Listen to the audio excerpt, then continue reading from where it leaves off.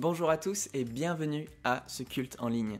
Aujourd'hui, j'avais envie de vous inviter à une réflexion, à me joindre dans une réflexion que j'avais eue sur le fait de demeurer en Christ. En fait, ça fait un petit temps que je réfléchis à cela et je me posais la question, comment est-ce que je sais si je demeure en Christ? Comment est-ce que je sais que je ne fais pas les choses par mes propres efforts et que je laisse Christ agir en moi? Et du coup, j'ai repensé à Jean 15 qui parle de ce sujet. On va lire Jean 15, versets 1 à 5. « C'est moi qui suis le vrai cep, et mon Père est le vigneron. Tout sarment qui est en moi et qui ne porte pas de fruit, il l'enlève. Et tout sarment qui porte du fruit, il le taille afin qu'il porte encore plus de fruits. Déjà vous êtes purs à cause de la parole que je vous ai annoncée.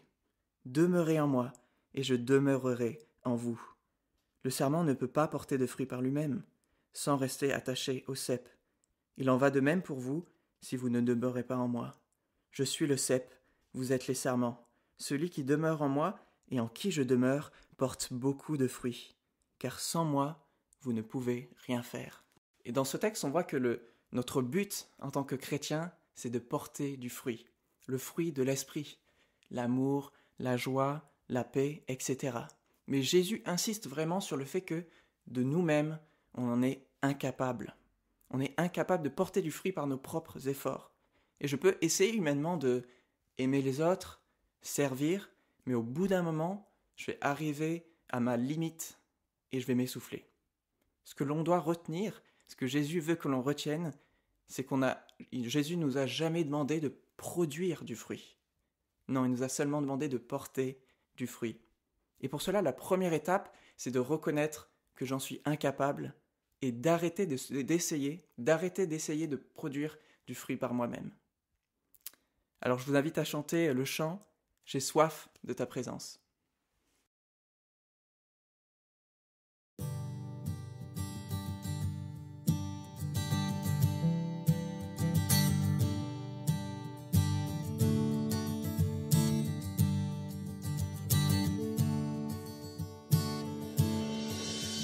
J'ai soif de ta présence, divin chef de ma foi.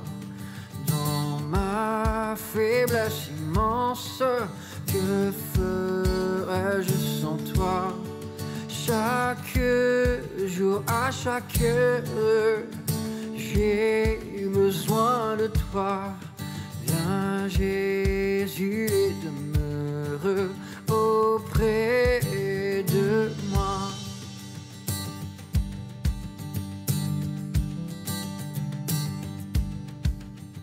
Des ennemis dans l'ombre rôdent autour de moi, accablés par le nombre. Que ferais-je sans toi? Chaque jour, à chaque heure, j'ai besoin de toi. Viens Jésus et demeure auprès de moi.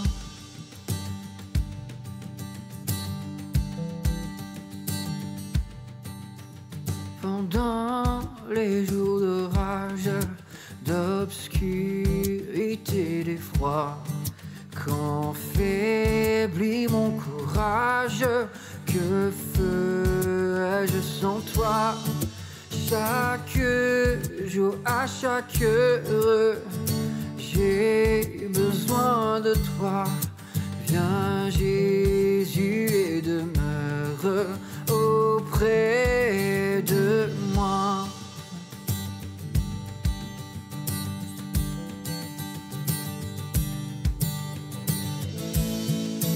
Oh Jésus, ta présence, c'est la vie et la paix dans la souffrance et la vie à jamais. Chaque jour, à chaque heure, j'ai besoin de toi. Viens Jésus et demeure auprès de moi. Viens Jésus et demeure auprès de moi.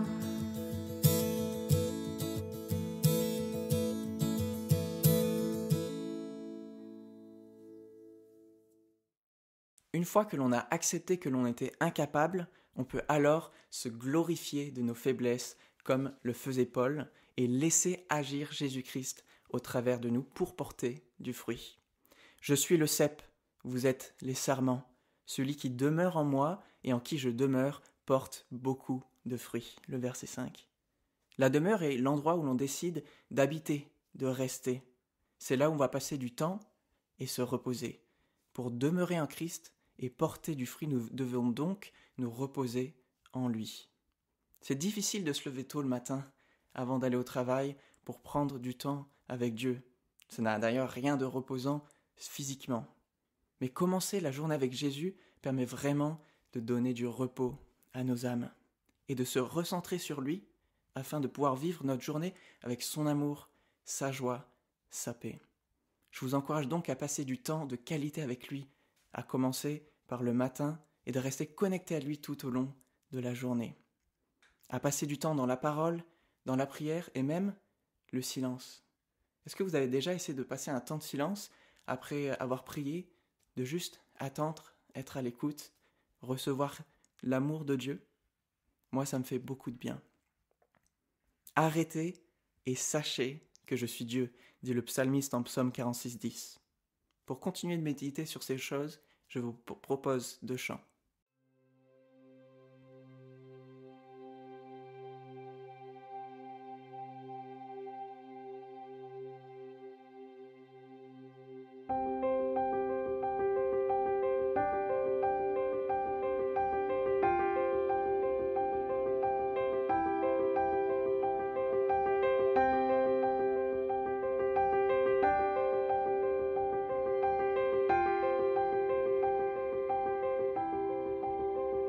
Quel repos céleste, Jésus, d'être à toi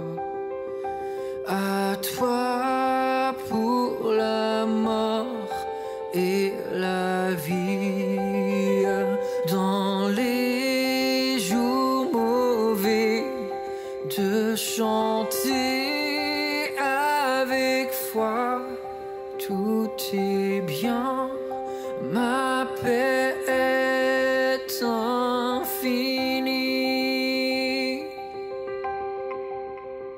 Quel repos céleste, mon fardeau n'est plus libre par le sang du calvaire. Tous mes ennemis, Jésus les a vaincus. Gloire et louange à Dieu notre Père. Quel repos, quel repos. Quel repos, quel céleste repos. Quel repos céleste, tu conduis mes pas, tu me combles de tes richesses. Dans ton grand amour, chaque jour tu sauras déployer envers moi tes tendresses. Quel repos, quel repos, quel repos, quel céleste repos. Quel repos céleste quand ton enfant saigne auprès Près de toi, j'aurai ma place. Après les travaux, les combats, la douleur, à jamais je pourrai voir ta face. Quel repos, quel repos, quel repos, quel céleste repos.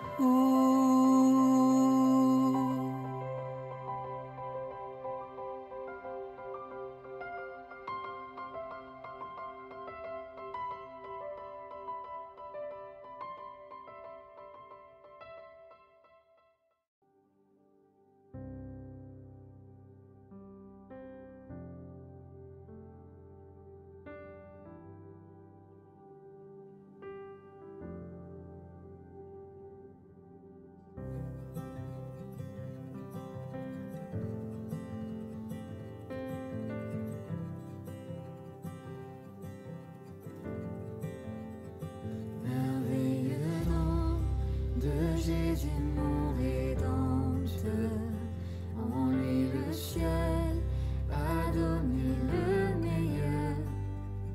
J'ai tout en lui, ma joie, ma paix profonde, l'amour parfait, justice et liberté. Oui, je le crois, mon seul espoir est Jésus. Car ma vie à la sienne est unie. Ce mystère est divin et mon chant tout est riant, non par moi, mais par Christ en moi.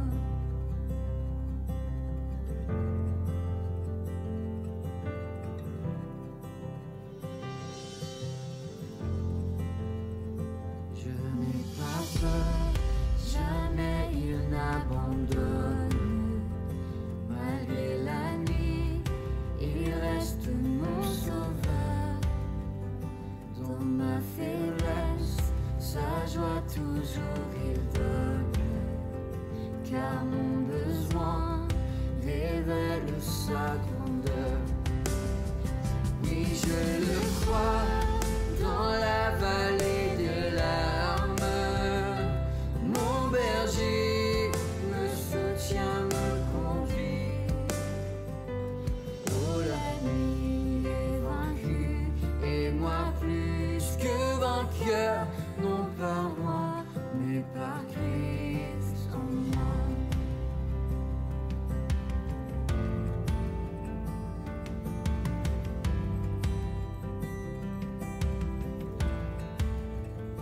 Oh, pardonnez ma destinée certaine, le prix payé, mon cœur est assuré.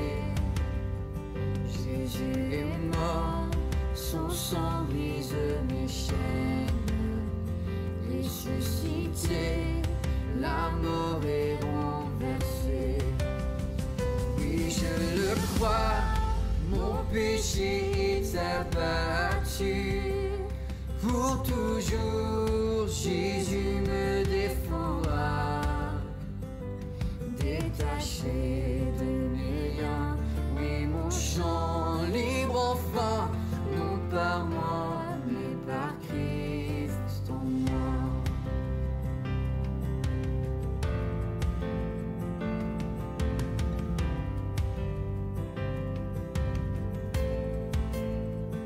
À chaque instant, je brûle de le suivre. Il mènera mes pas dans sa demeure. Jour après jour, ses forces me font vivre. Et face au trône, je dirai mon bonheur. Oui, je le crois, mon seul espoir est Jésus. Que la gloire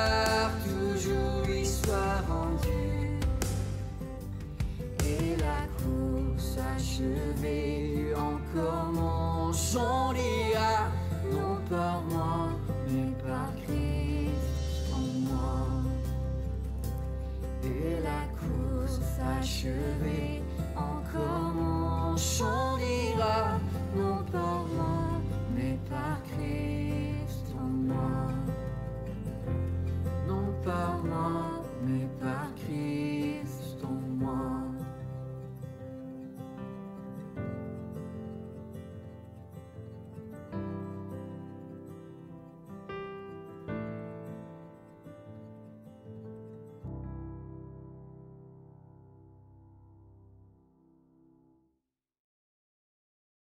Voilà, alors je vous propose maintenant d'entrer dans un temps d'adoration, de vous rappeler de qui Dieu est, se réjouir de qui il est et de tout ce qu'il a fait pour nous.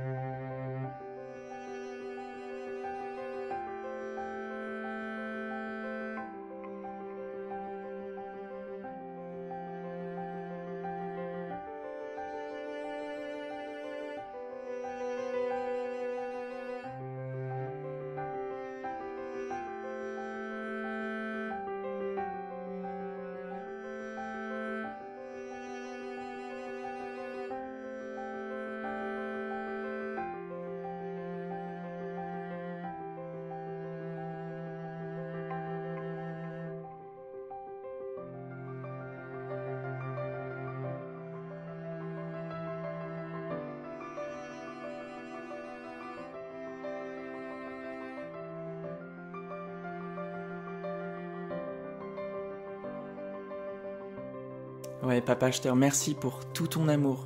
Merci pour la paix que tu nous donnes par le Saint-Esprit. Merci pour la joie que tu nous donnes au quotidien. Tu es si bon et on veut rester accroché à toi. On veut passer du temps dans ta présence et se réjouir de te connaître. Amen. Je vous invite maintenant à prolonger ce temps par un petit temps de silence d'1 minute où vous pouvez garder toutes ces choses d'adoration, de qui est Dieu, de tout ce qu'il a fait pour vous. Juste rester dans le silence simplement et recevoir son amour.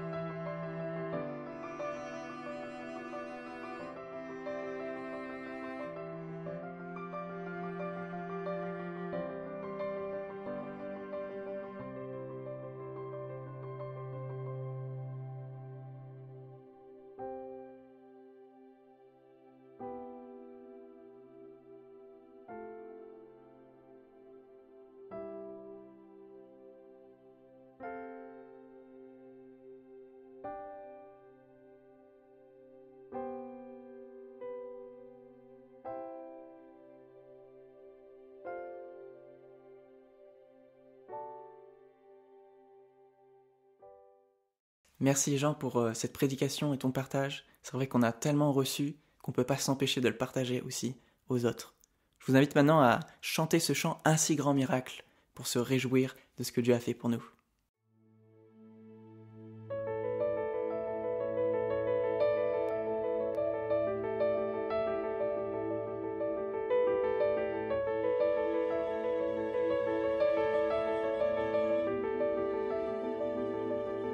Dieu, quel amour pour moi, quelle patience, tu as conduit vers toi mon ignorance.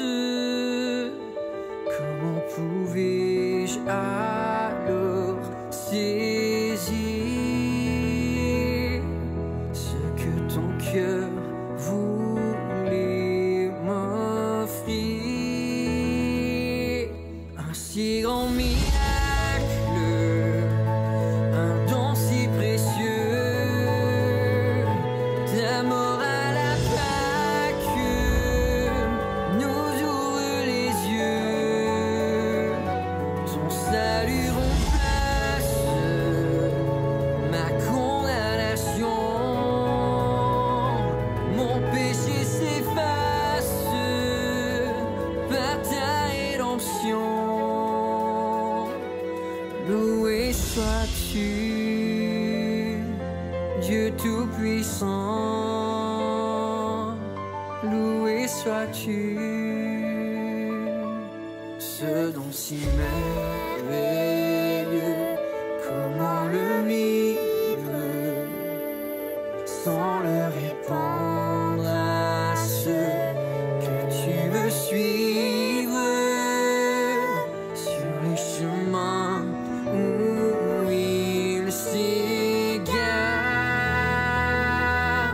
loin de la vie et de l'espoir.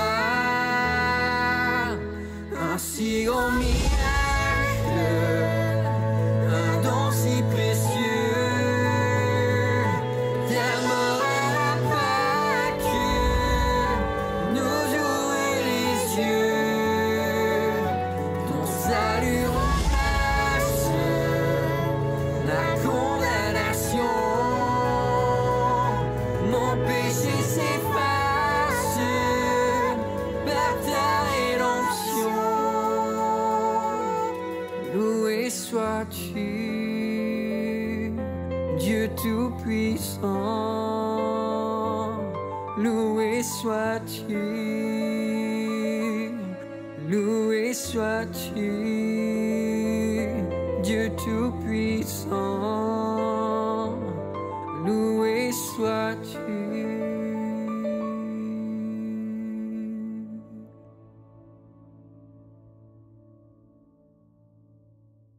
Bonjour, c'est un honneur pour moi de prendre la parole devant vous. Je m'appelle Jean, je suis marié à Christine et on a 3 filles. On était tous les 5 en Afrique il y a 1 an, au Tchad. On est parti en septembre pour faire un stage découvert de la mission et on a eu la chance de pouvoir visiter et découvrir différents ministères. On a découvert la formation des pasteurs et implanteurs et évangélistes. On a pu assister à la création d'un centre communautaire qui va dispenser des cours de langue. On a visité une école qui s'occupe de l'éducation des enfants et on a découvert aussi l'œuvre médicale au Tchad. Dans ce cadre, on a visité un hôpital construit par la mission et géré localement par des Tchadiens et j'ai pu m'impliquer dans un projet de construction d'un centre chirurgical dans le sud du Tchad. Les formations des pasteurs implanteurs et évangélistes se faisaient au rez-de-chaussée de notre habitation. Donc on a pu rencontrer tous les étudiants et les profs. Il y avait là des Tchadiens, des Camerounais, des Centrafricains, un Nigérien, un Allemand, des Français, des Américains. Tous enfants de Dieu, tous frères et sœurs en Christ. Un avant-goût de ce que nous connaîtrons lors du retour de Christ. Dans Apocalypse, on voit quel est le plan de Dieu pour les nations. Au chapitre 5, verset 9, on lit le verset suivant, qui s'adresse à Christ. « Car tu as été offert en sacrifice, et tu as racheté pour Dieu, par ton sang, des hommes de toute tribu, de toute langue, de tout peuple et de toute nation. » L'œuvre de Christ à la croix, sa mort et sa résurrection, son salut qui nous offre par la foi et pour tous, quelle que soit notre nationalité, notre couleur de peau, notre culture. On lit aussi au chapitre 7 de l'Apocalypse, au verset 9, « Après cela, je regardai, et je vis une foule immense que personne ne pouvait compter.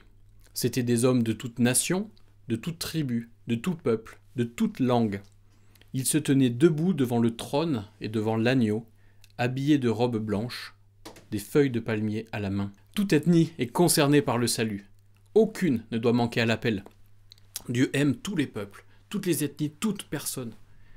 Et quelle joie qu'on peut avoir un avant-goût de ce jour, un avant-goût un peu de paradis. J'ai assisté à différents moments de louange en France et à l'étranger, et le moment qui m'a le plus marqué, c'est passé en Centrafrique, à Bangui. C'est la capitale du pays le plus pauvre au monde. C'était dans une église qui est dénuée de tout confort. C'était dans un culte en sango où je ne comprenais rien. Je ne parle pas le sango, voilà.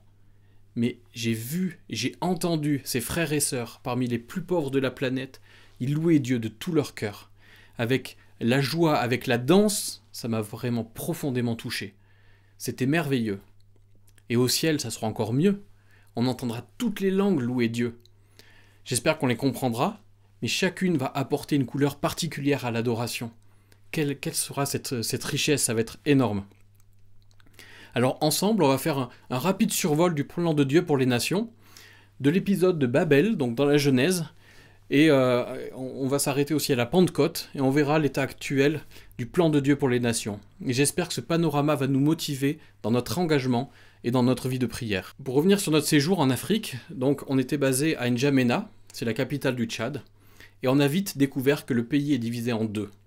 La partie nord est majoritairement arabophone, alors que la partie sud est francophone.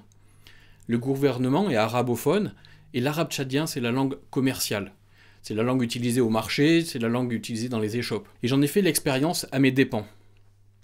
Ne voulant pas acheter du riz dans une grande surface pour expatrier, je suis allé à une échoppe, là où serait allé un Tchadien. Une échoppe sur le bord de la route. Devant l'échoppe, c'était prometteur. Il y avait des piles de sacs de riz, des sacs de sucre. Je suis sûr de trouver ce que je voulais. J'entre dans l'échoppe, je salue le vendeur et je lui demande du riz. Le vendeur ne parle pas français. J'en suis pour mon compte. Après plusieurs tentatives, je rentre bredouille.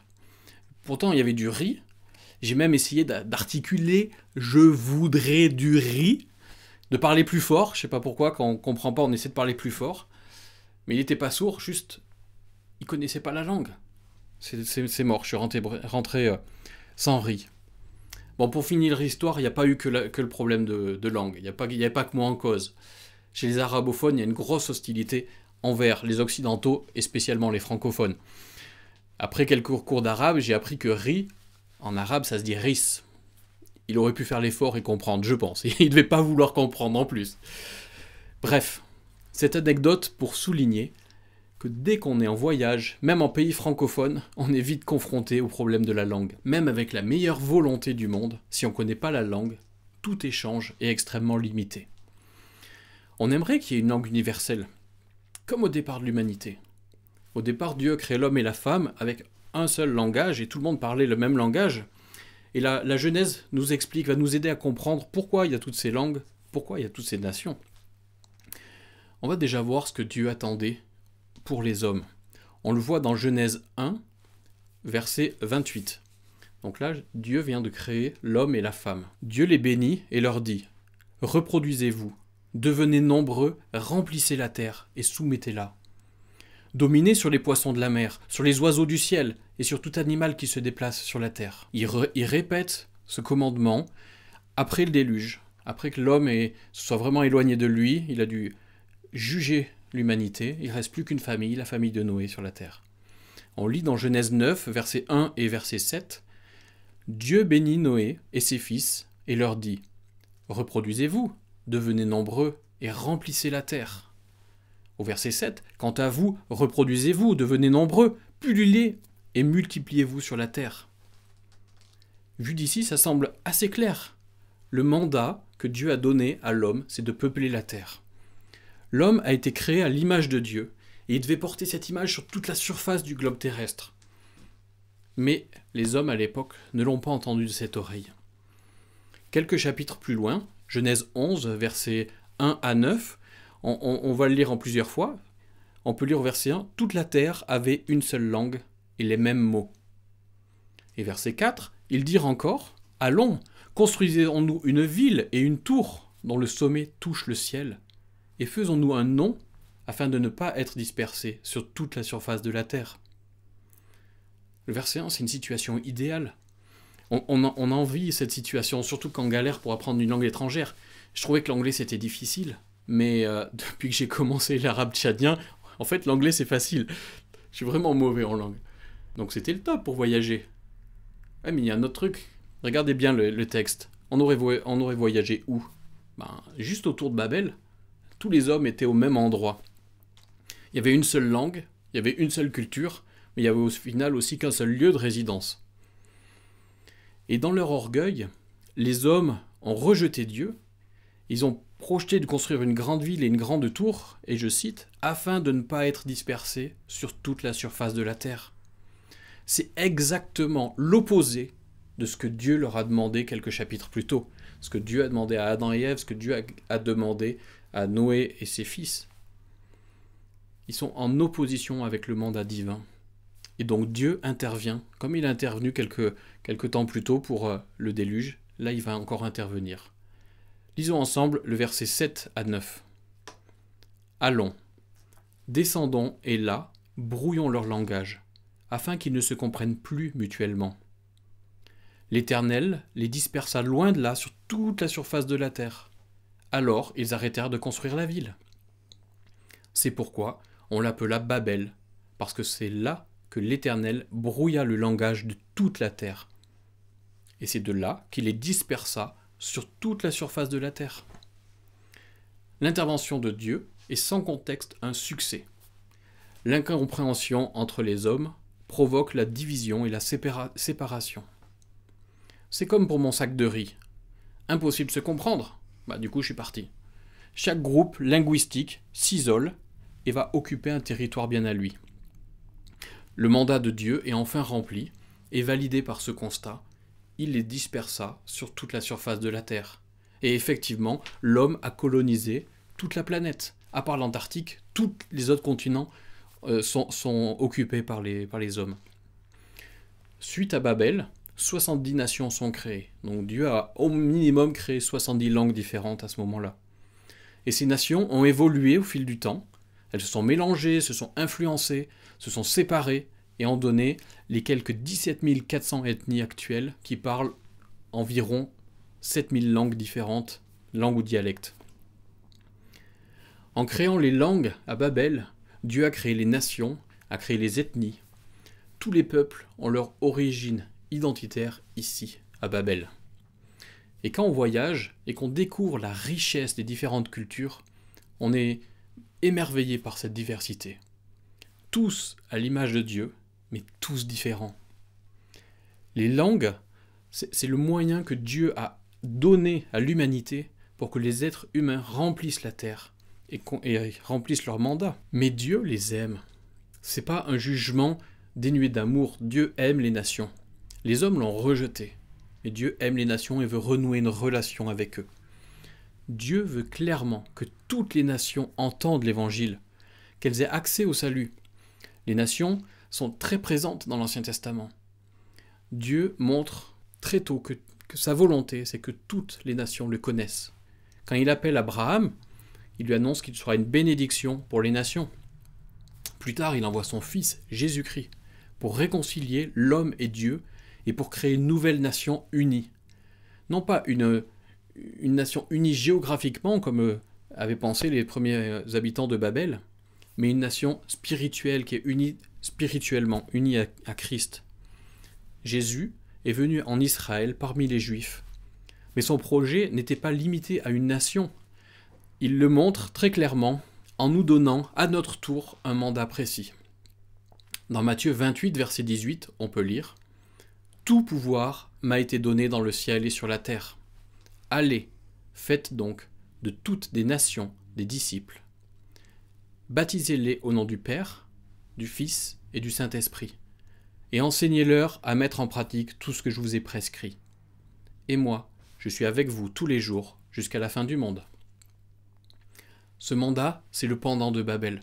Dieu avait donné à l'homme le mandat de peupler physiquement la terre, toute la terre, et il demande maintenant à ses disciples de peupler spirituellement toute la terre. Il souhaite avoir un peuple d'adorateurs, mais pas un peuple d'une seule ethnie. Il veut un peuple multiculturel, multiethnique, avec des représentants de toute l'humanité. Et comme l'expérience a montré que l'homme est dur d'oreille, Jésus complète ce mandat avant de quitter la terre. En Acte 1, verset 8, on peut lire « Mais vous recevrez une puissance lorsque le Saint-Esprit viendra sur vous, et vous serez mes témoins, à Jérusalem, dans toute la Judée, dans la Samarie et jusqu'aux extrémités de la terre. Ici, on voit comment Jésus va accomplir ce projet ambitieux. Il sait que l'homme a besoin d'un coup de pouce, voire même d'un coup de pied aux fesses, pour pouvoir atteindre les extrémités de la terre. Il promet donc son esprit, la troisième personne de la Trinité, à ses disciples, comme ressource essentielle dans leur marche avec Dieu, qui va leur apporter assurance, soutien, accompagnement, direction, consolation. La feuille de route est très simple. Ils sont à Jérusalem, il leur dit, vous commencez par Jérusalem, là où vous êtes, dans votre ville. Puis, vous allez voir la région autour, puis le pays, et puis jusqu'aux extrémités de la terre. Et cette promesse a sa réalisation à la Pentecôte. Mais il faut se rendre compte d'abord de l'énormité de la tâche. Jésus leur demande d'aller jusqu'aux extrémités de la terre. L'équipe est composée de 120 personnes. Imaginez le truc énorme. On vous demande de transmettre un message à l'humanité entière, sans internet, sans téléphone, sans avion, sans voiture. Voilà, vous avez vos baskets et maintenant allez-y. Vous devez toucher toute la terre, vous êtes 120. Je dis mais c'est pas possible. Et pourtant, ces disciples sont là, les 120, à Jérusalem, dans le deuil, dans l'incompréhension suite à la mort et à la résurrection de Jésus, mais aussi dans l'attente du Saint-Esprit et dans la prière. On va lire ensemble Actes 2, versets 1 à 8. Quand le jour de la Pentecôte arriva, ils étaient tous ensemble au même endroit. Tout à coup, il vint du ciel un bruit comme celui d'un vent violent qui remplit toute la maison où ils étaient assis. Des langues, qui semblaient de feu, leur apparurent, séparées les unes des autres, et elles se posèrent sur chacun d'eux. Ils furent tous remplis du Saint-Esprit et se mirent à parler en d'autres langues, comme l'Esprit leur donnait de s'exprimer. Or, il y avait en séjour à Jérusalem des Juifs, hommes pieux, venus de toutes les nations qui sont sous le ciel. À ce bruit, ils accoururent en foule, et ils furent stupéfiés, parce que chacun les entendait parler dans sa propre langue. Ils étaient tous remplis d'étonnement et d'admiration, et ils se disaient les uns aux autres, « Ces gens qui parlent, ne sont-ils pas tous Galiléens ?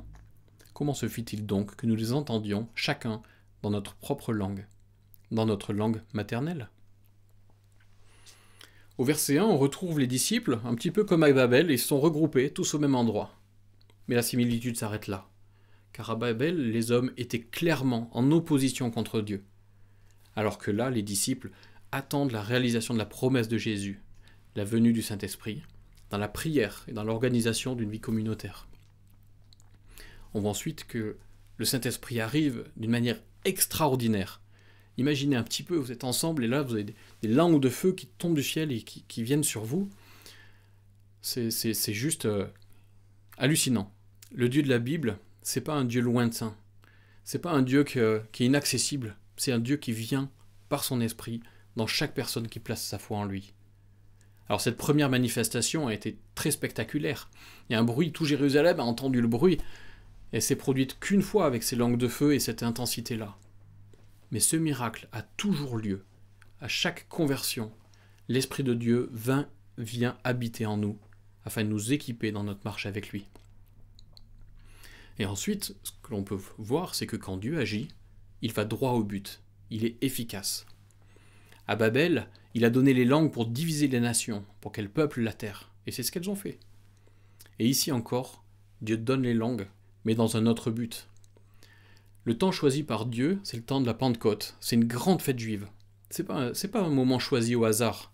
Dieu a attendu le bon moment pour envoyer son esprit. De nombreux juifs, issus de la diaspora, reviennent à Jérusalem pour l'occasion.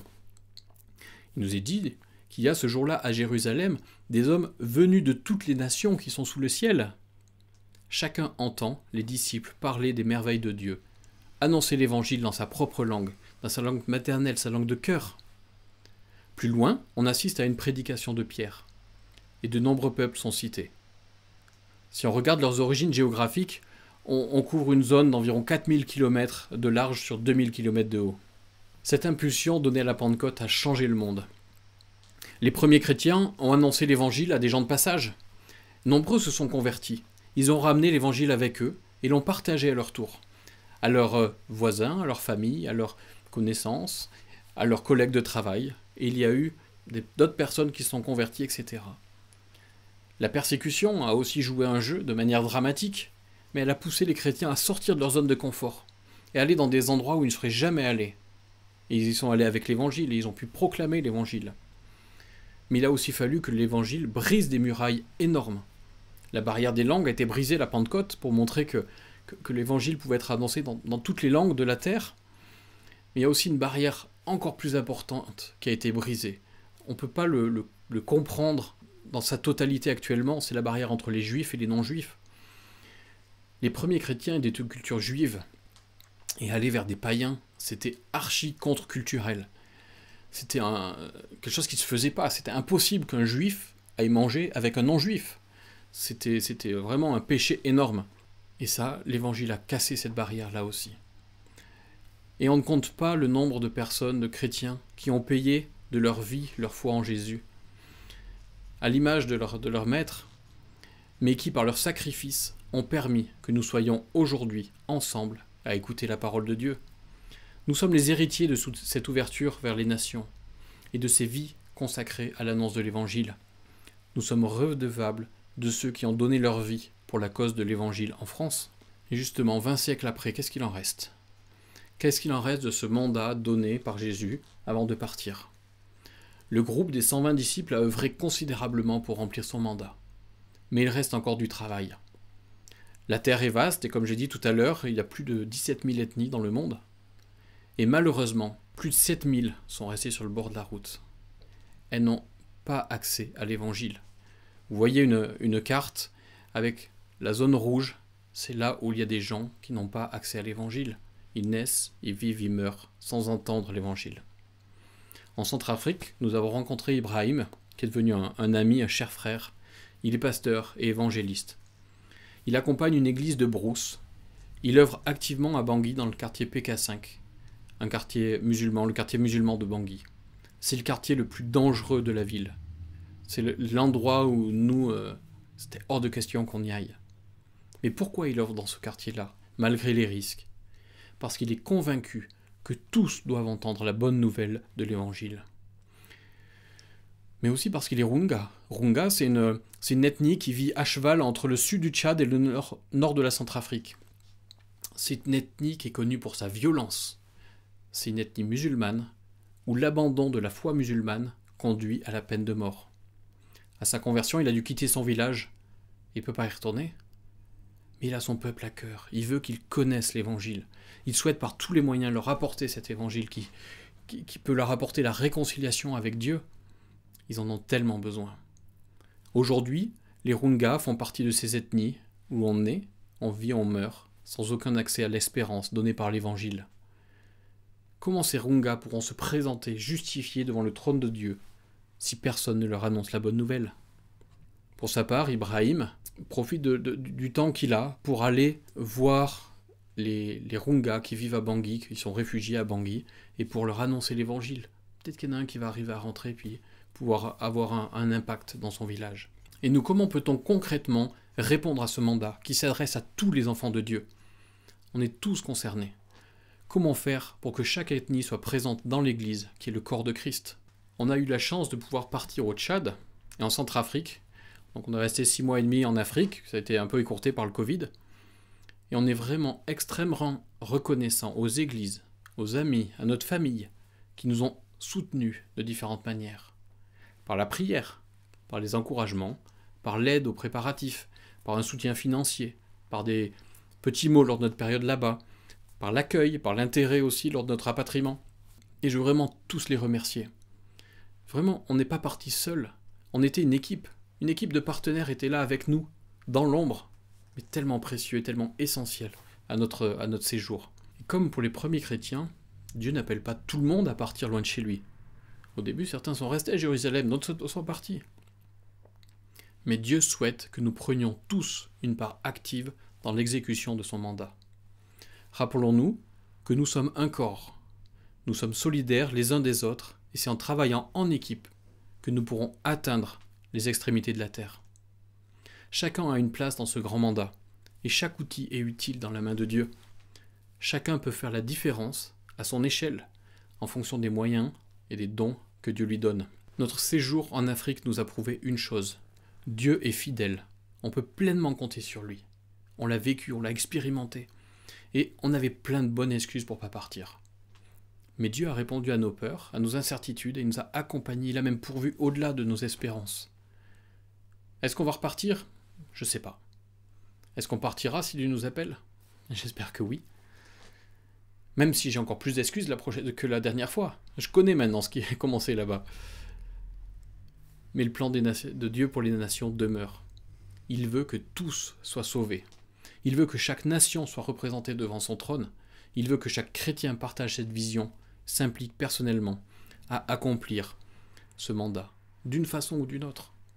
En partant pour certains, en donnant pour d'autres, mais dans tous les cas, pour chacun d'entre nous, en priant pour que les nations entendent l'évangile.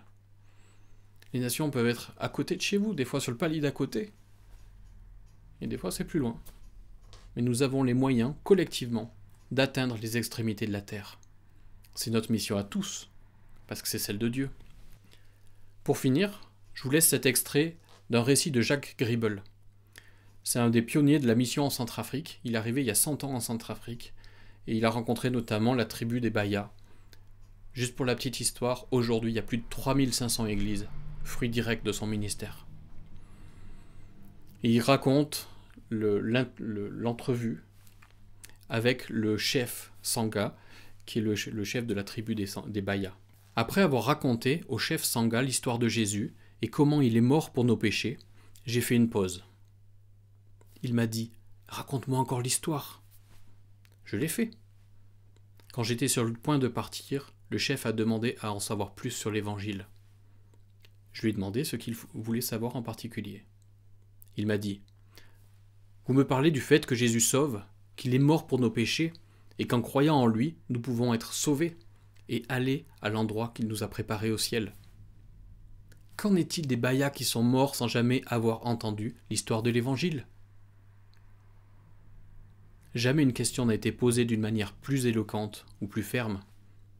Vous connaissez la force d'une telle question.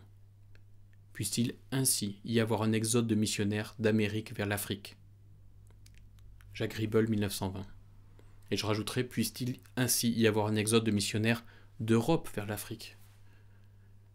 Et qu'en est-il des Bayas qui sont morts? Mais qu'en est-il des Runga? Qu'en est-il des Peuls, etc. On peut faire la liste des 7400 peuples non atteints par l'Évangile. Je vous laisse avec cette question, avec cette réflexion, que Dieu puisse vraiment vous accompagner pour rentrer dans ce mandat qu'il vous a donné, qu'il nous a donné, et qu'ensemble, on puisse faire la différence. Merci.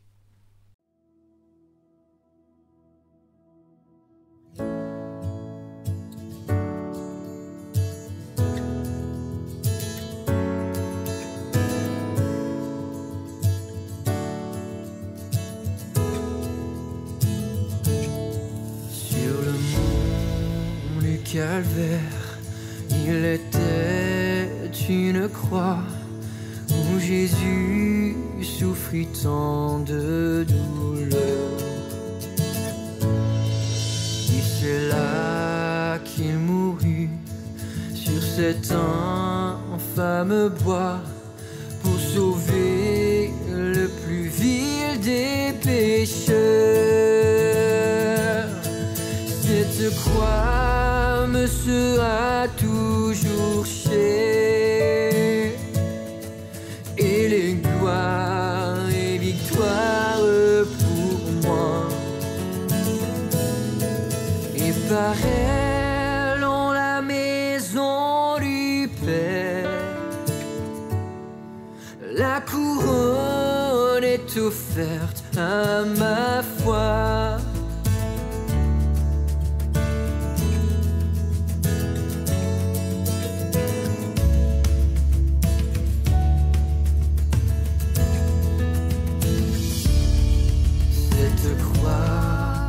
Jésus du monde est jeté a pour moi le plus grand des attraits.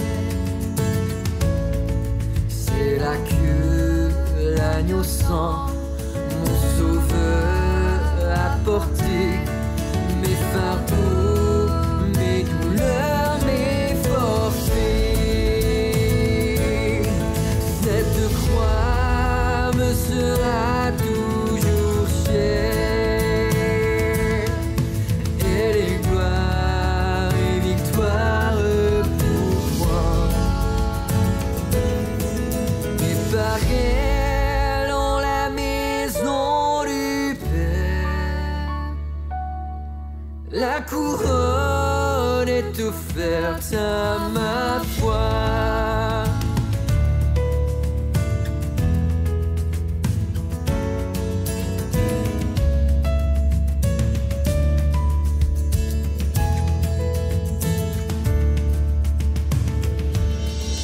Sur la croix où Jésus versa pour nous son sang, je contemple ébloui sa beauté. Sur la mort, le péché, son combat triomphant, fait de moi son heureux racheté. Cette croix me sera toujours chère. Elle est gloire et victoire pour moi. Et par elle en la maison du Père, la couronne est offerte à ma foi.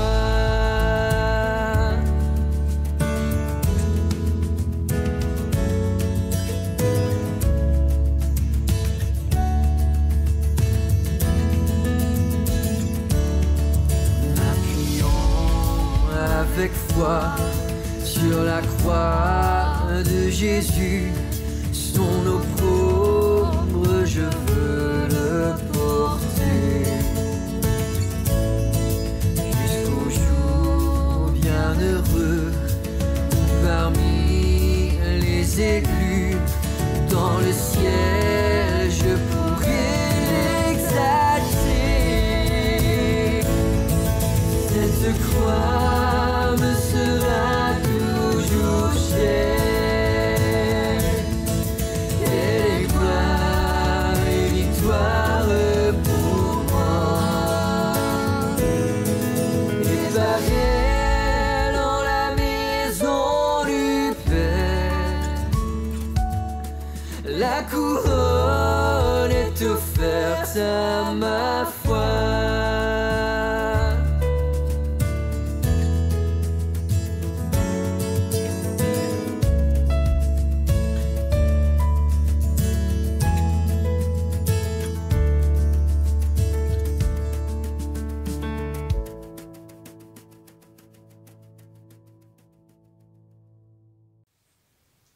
Bonjour à tous, c'est Laura de l'église QC. Prions ensemble. Dieu Tout-Puissant, je veux te remercier pour la richesse de ta parole. Merci parce qu'elle nous donne l'assurance que tu es avec nous au quotidien.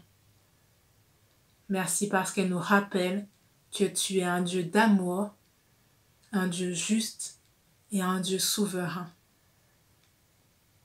Je te prie, Père éternel, de bénir nos églises, de bénir chacun d'entre nous. Que tu puisses nous accorder ta paix, que tu puisses consoler les cœurs attristés et aussi nous accorder des moments de joie. Je t'ai prié au nom de ton Fils Jésus-Christ. Amen. Je vous souhaite un bon dimanche à tous.